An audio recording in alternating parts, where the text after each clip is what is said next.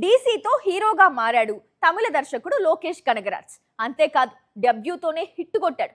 దీంతో ఇప్పుడు లోకేష్ లో దర్శకుడిగా కంటే హీరోగా ఎక్కువ డిమాండ్ కనిపిస్తుంది. అటు తమిళం ఇటు తెలుగు రెండు ఇండస్ట్రీస్ నుంచి లోకేష్ కనగరాజ్ డేట్స్ కోసం నిర్మాతలు పోటీ పడుతున్నారట. ఇదంతా సరే, మరి అల్లు అర్జున్ చిత్రం సంగతి ఏంటి?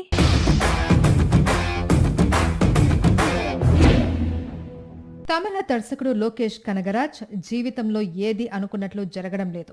సినిమాలకు మించిన ట్విస్టులు ఇతని జీవితంలో చోటు చేసుకుంటున్నాయి.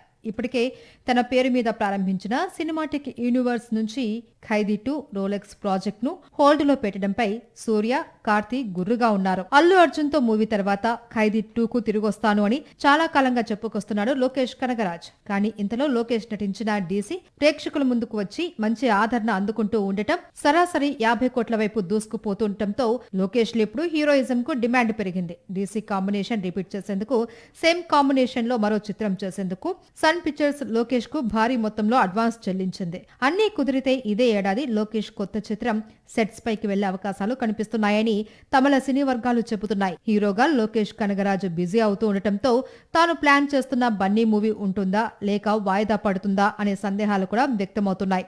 ఇలా ఎందుకు అంటే, లోకేష్ ను హీరోగా పెట్టి సినిమాలు చేసేందుకు తమిళ నిర్మాతలు మాత్రమే కాదు, తెలుగు నిర్మాతలు సైతం పోటీ పడుతున్నారట. మొత్తంగా తమిళనాట లోకేష్ సంచలనాలకు మారు పేరుగా మారాడు.